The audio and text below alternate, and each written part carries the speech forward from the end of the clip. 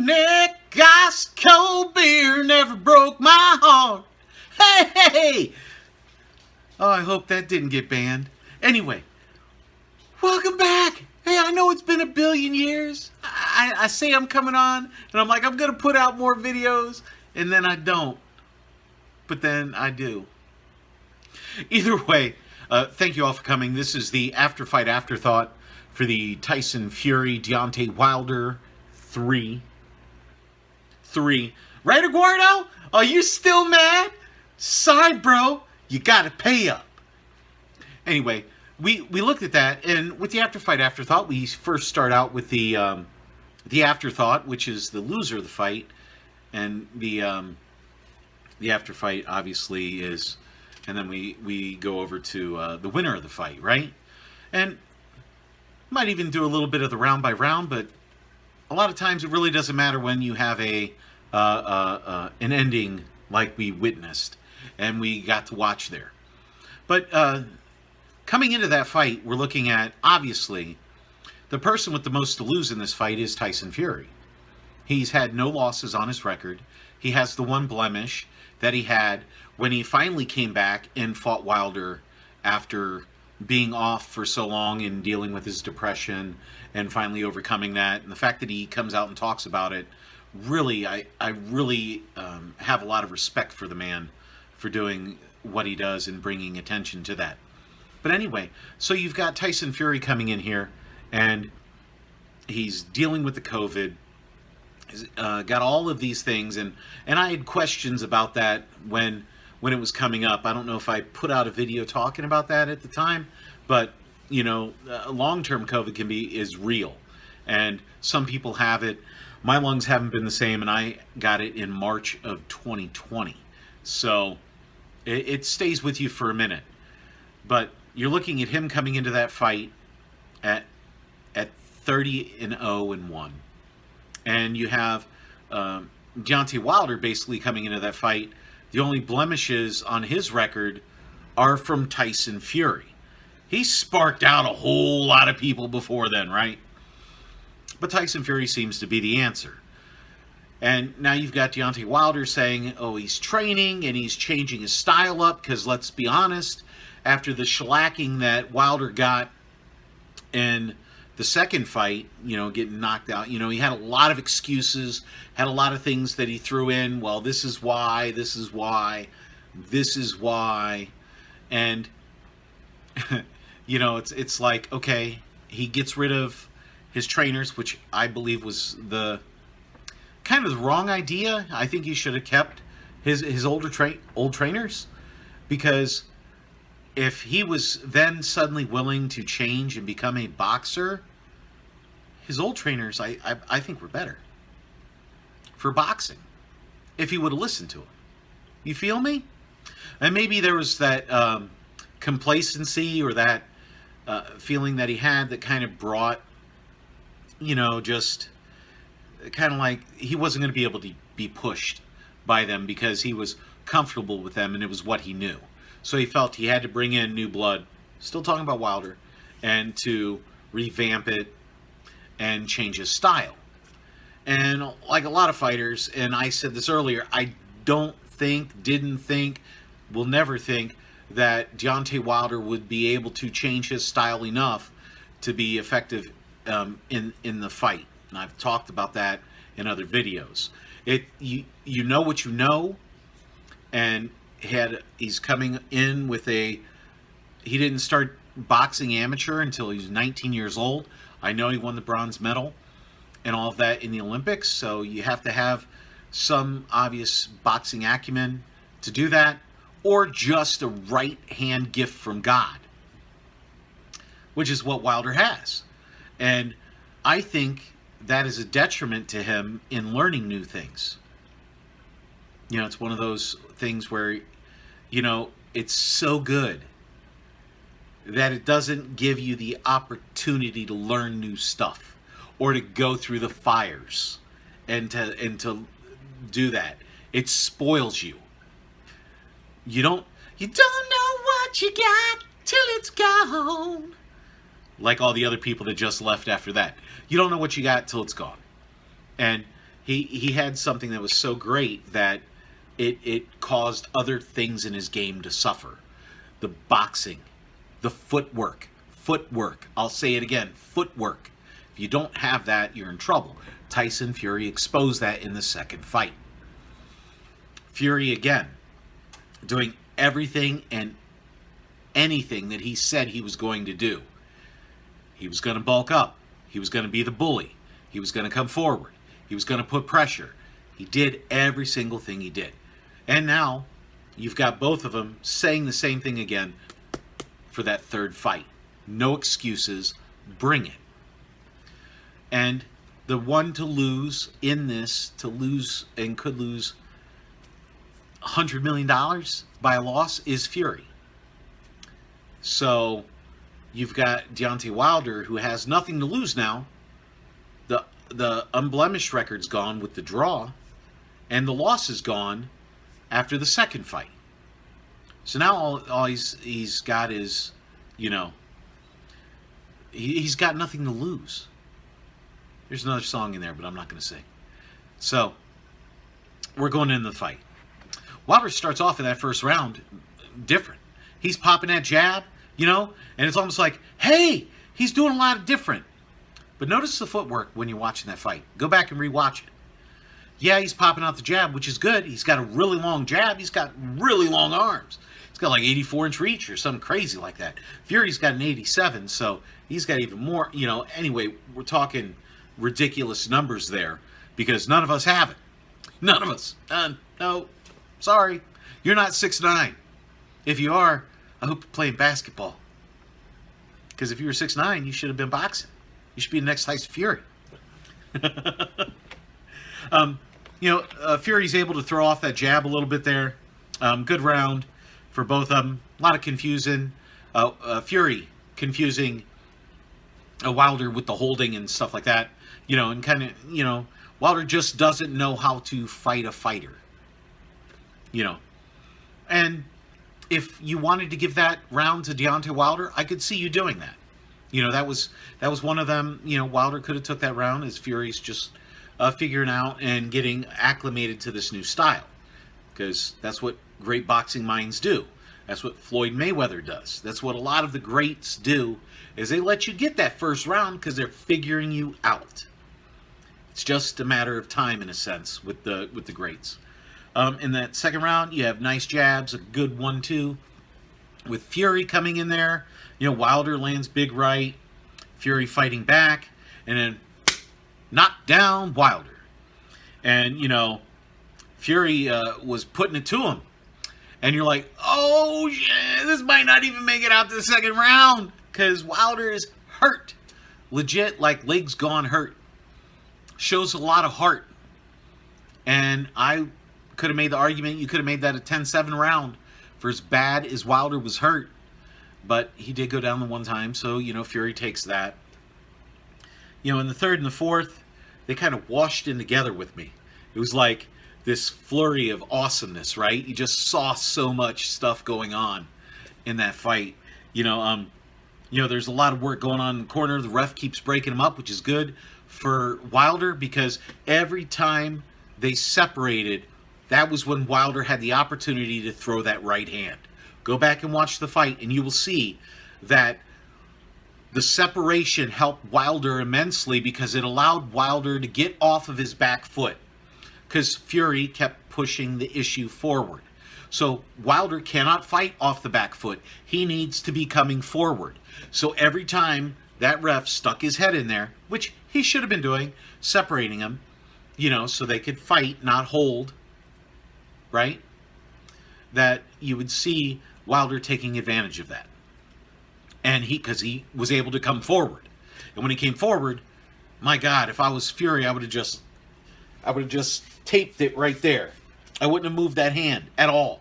Especially until he got close enough and got inside that reach. Because Wilder freight training the right hand in, man. It was amazing. Did it multiple times in the fight. It was great to see. Oh, some stuff happened. Anyway, massive right hand by Wilder. Put Tyson, he was seeing stars. There was a little birdie I thought I saw flying around him, but he was looked in his eyes at the count of 3 or 4, clear eyes, he was never out of it. He got caught with a good shot. Fury's got a good chin because he was clear and standing up at the count, I think 4 or 5. Got dropped again.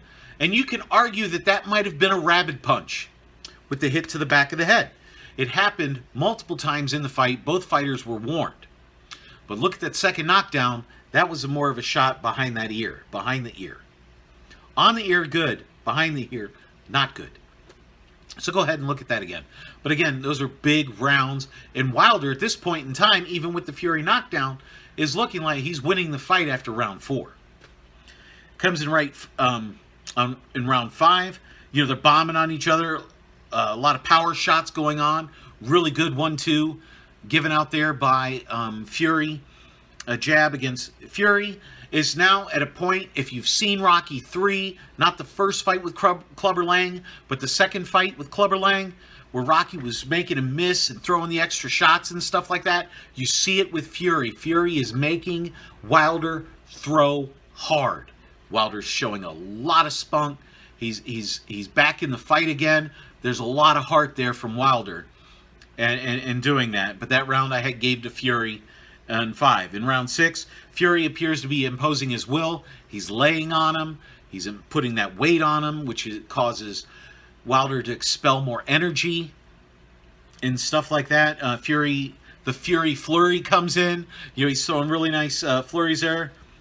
And you got Wilder there.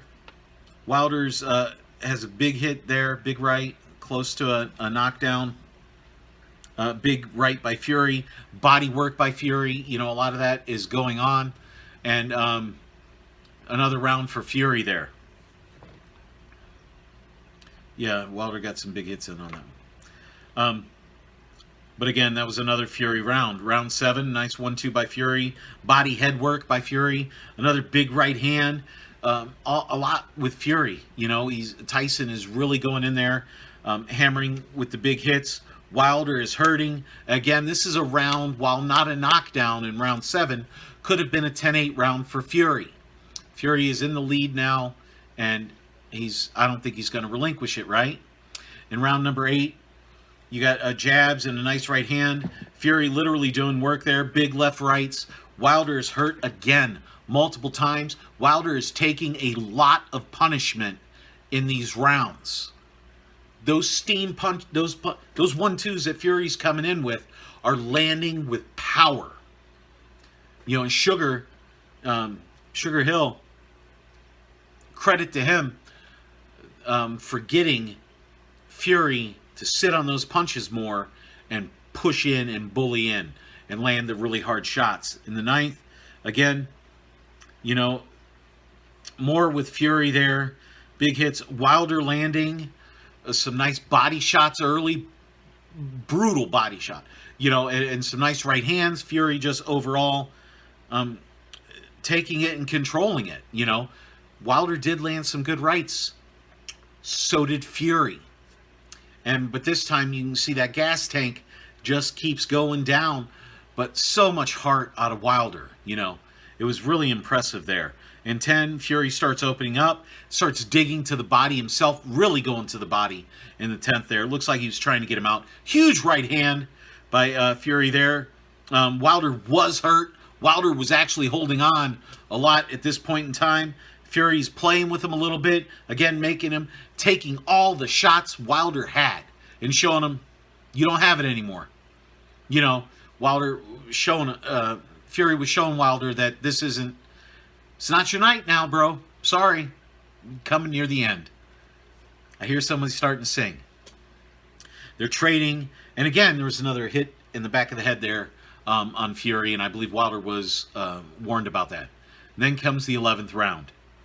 And you look at that big right hand by Fury, the jab by Fury, that uppercut by Fury. When he landed that shot, you saw that life was gone out of Wilder on that one.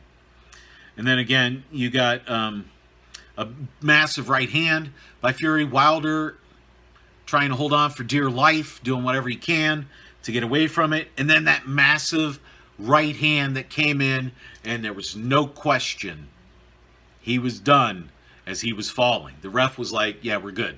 I don't need to see any more. I'm glad they stopped it. It was a really good stoppage there. And we come down, Tyson Fury by knockout. This wasn't a, so 2 fights in a row, you have Tyson Fury winning in convincing fashion. This is the end of the trilogy. I don't see another fight between them happening again unless it's like 10 years down the road just to make a whole lot of money. You know how fighters are doing now that should be retired but are still coming back to fight. Hey, if people are going to pay and give you money for it, do it. Do it. Yeah. Go ahead and make that money. So now we're looking at the, the afterthought of that is that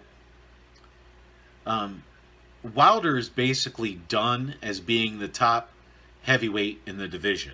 Like, it's been established. He is solidly lost twice. Barely got the draw win in the first fight. His best chance of beating Tyson Fury, and he only got a draw. So Wilder now is looking at, he will probably fight the loser of the Anthony Joshua Oleksandr Usyk fight. And the winner of that rematch, obviously, will then be fighting Tyson Fury. So Wilder lost, he lost millions by losing that fight, because the rematch with Tyson Fury isn't going to happen now. There's not going to be a 4. The fights weren't even close enough to have a 4th fight.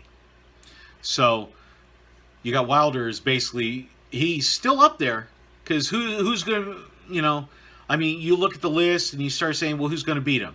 Dillian Whyte, Joseph Park, no, this isn't happening. Andy Ruiz, no. Derek Chisholm, no. You look at Joyce, kind of coming up now.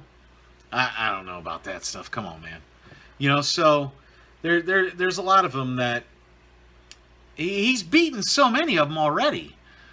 So maybe the fight happens. I don't see it. I don't know how many more fights Deontay Wilder has in the tank, because he's taken a lot of punishment over these last 2 fights. We go over to Tyson Fury, and, he's sitting here like, dude, Joshua, bro, maybe, I don't know, win some fights. And in Anthony Joshua's defense, I didn't get to see the last 2 or 3 rounds of the fight with Usyk, but up until then, I think I might have saw the first 9. I would have had Anthony Joshua winning the fight. So I don't know what happened in the last 3 rounds, because I don't have $60 to throw around like that, or $70, whatever it was. Because I'm like, nah, not a fan of the fight. Look at Anthony Joshua, always looks all small again. It's just not, I don't know. I wasn't overly impressed with either of those fighters, and neither one of them, after seeing what I saw, I think stand a chance against Tyson Fury. So, I don't think they have the power to hurt Fury, and they don't have the, Anthony Joshua is just a little bit better a boxer maybe than what Vladimir Klitschko was at Vladimir Klitschko's end of his career. So, you see what I mean? So, Fury would eat him alive, because Fury could come in at 260 instead of 277 or 280 and be a lot more mobile, hostile, and agile, and take him out. So I see Fury fighting as long as he wants and winning as long as he wants. Anthony Joshua is losing so much money every time he loses, because that per share keeps dropping. At one time could have been a 50-50. Now you're looking at 70-30. You see what I mean? It was huge. The loss to Ruiz, okay. You came in, Ruiz was bad for you because Ruiz can box. Quick hands, all the good stuff. He wins, he gets his titles back. Now he's going against Usyk, who is a smaller guy. Usyk's 225, maybe 230. So, yeah, he blew up to kind of like heavyweight weight, but that's not the heavyweight division anymore. The Fury-Wilder fight just showed you what the heavyweight division is. 6'6" plus, 240 plus. You know, Wilder came in at 238. It still doesn't look like he did a calf raise. You see what I mean? He's putting the weight in all the wrong spots. Because in boxing, your weight isn't up here. It's in your legs. It's where you get the drive. It's where you get the power from. Yeah, you got them little itty bitty calves.